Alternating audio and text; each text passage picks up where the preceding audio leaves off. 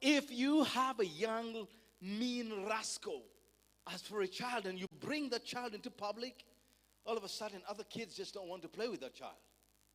Then adults are giving false smiles. Yeah, beautiful child. Beautiful child you got there. Man, you skip that child. Beautiful child. So if you do not raise that child, all you're doing is prophesying closed doors for that child. Because all they will experience is rejection from other children and false smiles. You say, no, I don't want to discipline my child. I don't want to be overhead because that's going to hinder that child's creativity. Well, here's the thing. You are called as a father to come into the child's life to love in all dimensions of love. And so come alongside the child. You make sure that you've taught that child to be loving. So crucial to understand this. See, whenever your child says, this is the child's birthday, oh, that cake is mine and that toy is mine. Another kid is trying to touch something. Don't you touch this one. That's mine too. That's mine. And you don't touch that too. That's mine. And your child is there. Hey, that's your time. Come to the child and say, hey, you come here now. You come here now. You play with those and you take this one and hand over to this one. I said that now. No, Dad, but it's my birthday and it's all mine. I said, you do that right now. Oh, okay. But what was okay soon becomes, you want this? You can take it. You can take it. Bring your child to church. Bring the child. You're allowing generosity to fill the child.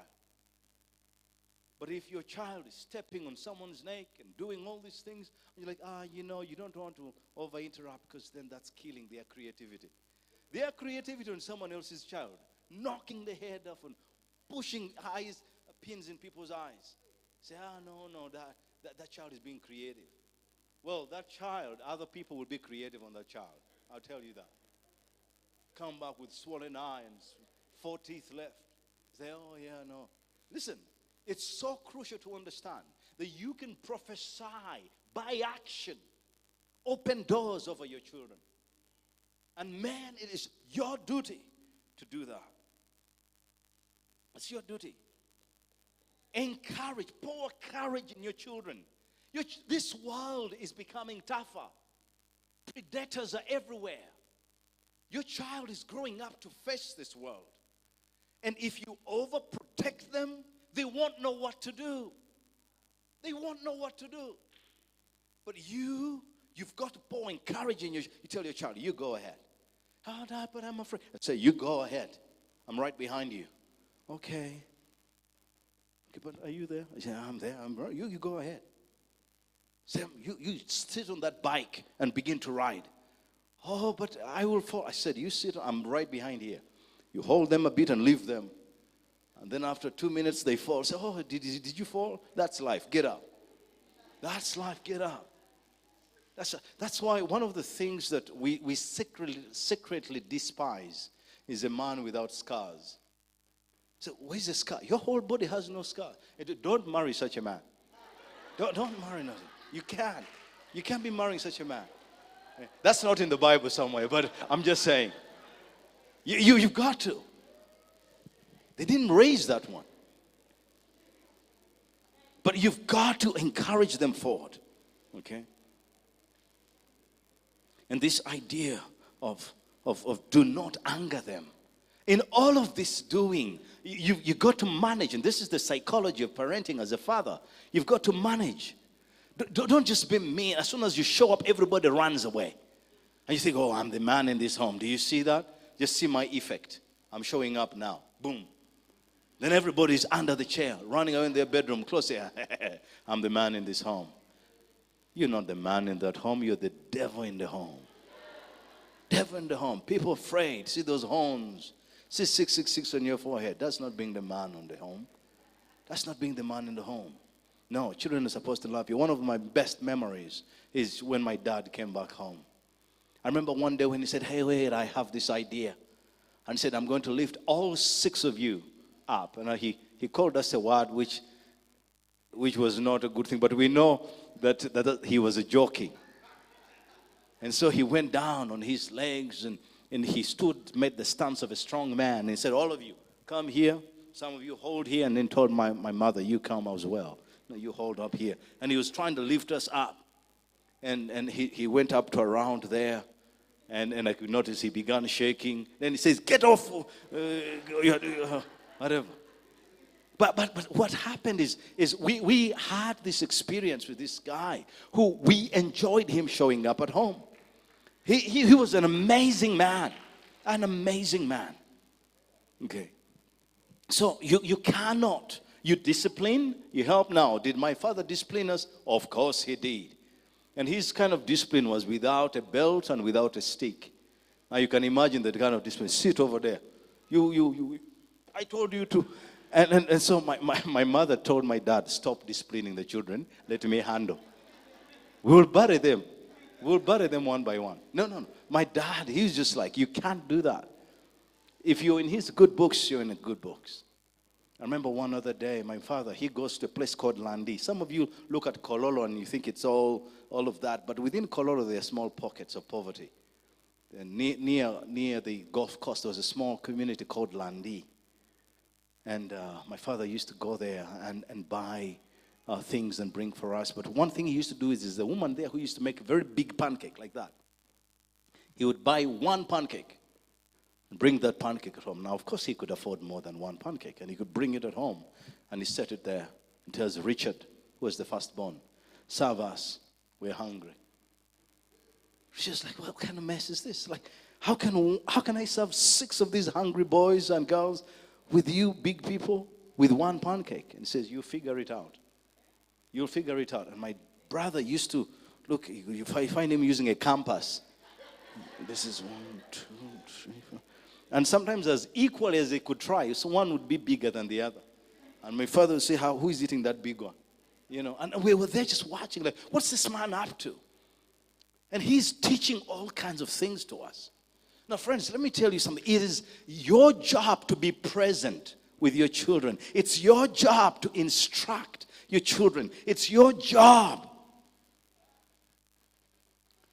Says, fathers, do not exasperate your children. And instead, bring them up in the instruction and the training of the Lord. Fathers, it is your job to make sure that by the time your children are grown, they can face this world.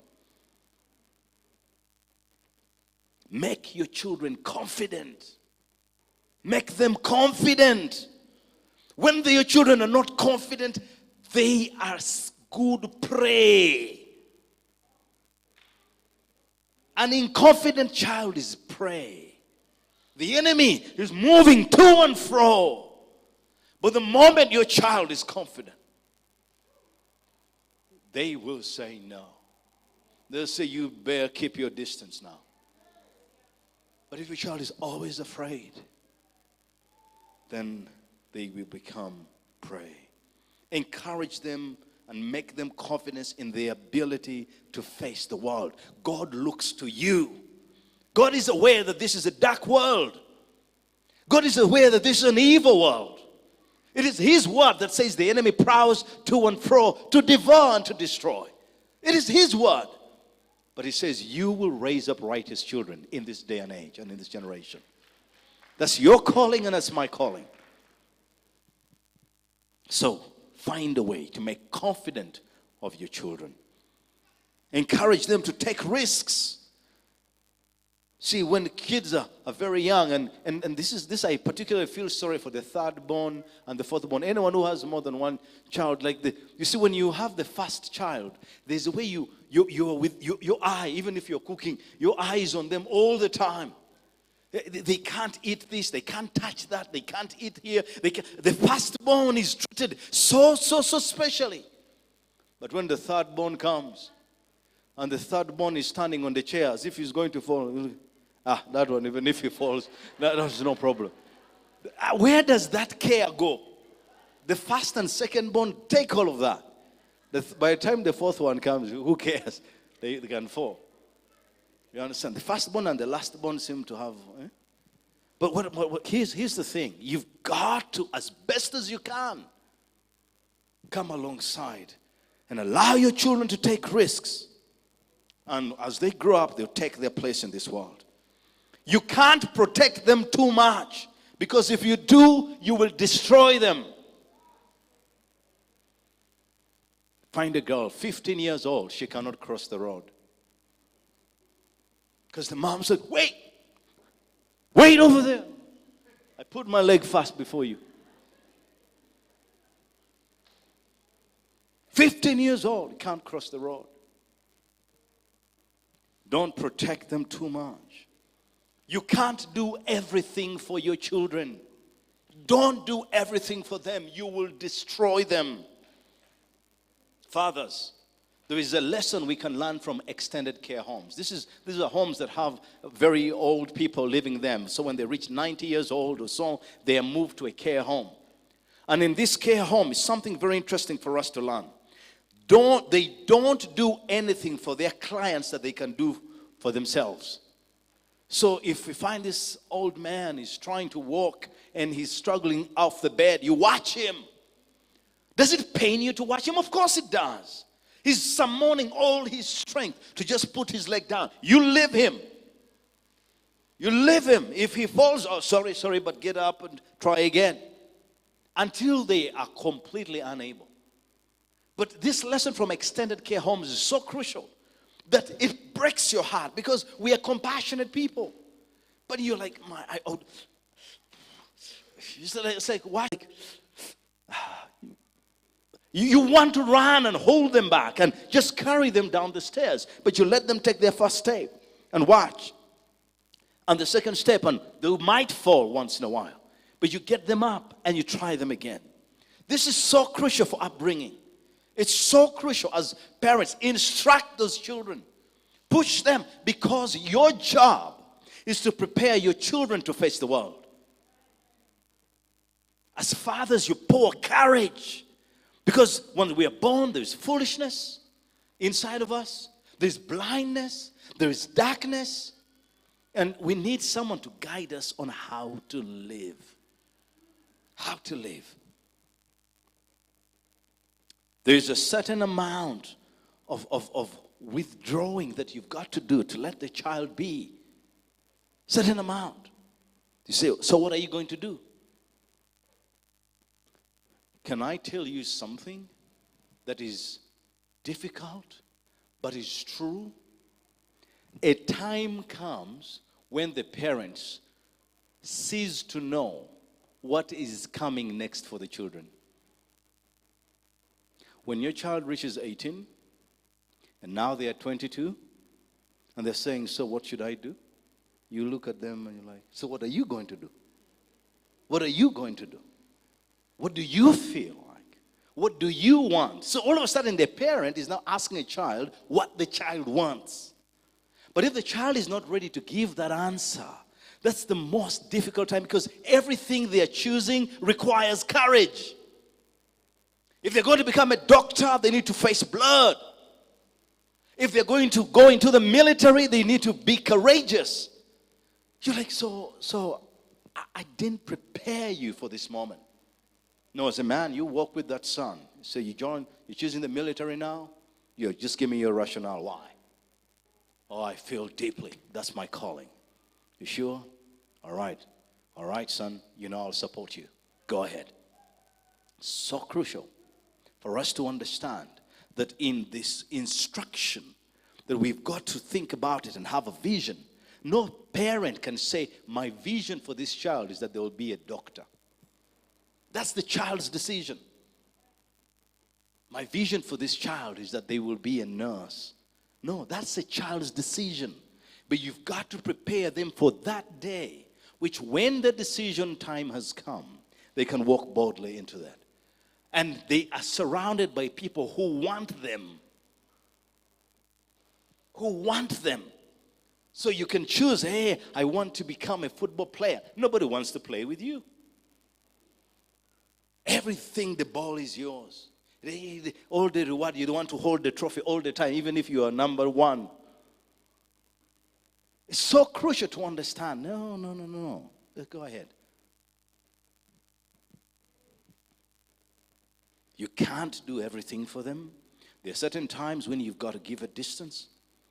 I do remember particularly when my mother did not withhold the discipline. I remember being in primary school. I might have been primary 6. And I'm studying, but I'm goofing around. I'm playing. That foolishness I talked about was in my head, and mine was a bit overdosed. And my mom, she didn't discipline me at home. She came straight to school. And then in P6, you are aware of what your friends think about you. She said, bring that stroke. The teacher said, no, let me beat him. My mom said, no, you give me that cane.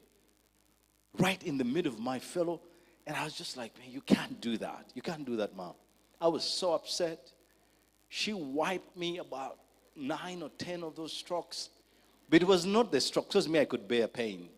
It was the shame. Just look at people look and see. You see how people give you faces when they're wiping you? You pretend here to be all this. And so by the time I'm done, I used to be number 21, 23 out of 50. Guess what I was the next term? Number 2. And then term that followed, I was number 1 in class. I still have those reports. And my mother holds them as evidence. Praise the Lord. It's so crucial to understand that this foolishness, what are you going to do? As a parent, what are you going to do with that foolishness? Oh, the Bible is lying. My son has no foolishness. My daughter, there is no way this beautiful girl could be foolish. No. If it says so, then she is. There's a blindness she has. And you are to help her come along. Say, Pastor, then how? How are we? How are we to do this? How are fathers do not exasperate your children? How are we not to do that? Or how are we to bring them up in the training? How are we to pour courage into our sons? I'll give you examples. Encourage them to be in charge of something. Let them plan. If you're going for a trip, let them plan the trip. You give them to be in charge of the meal. Say, this whole weekend, you're planning our meals. Me? Sure? Yeah, you. Plan what we're going to have for breakfast, what we're going to have for lunch, what we're going to have for dinner. Oh, but I can't. People are so picky. You can, and you're going to. Say, okay, now let me research. These are kids. So I want to say, we'll go for this, and then we'll go for this. Then all of a sudden, you say, why?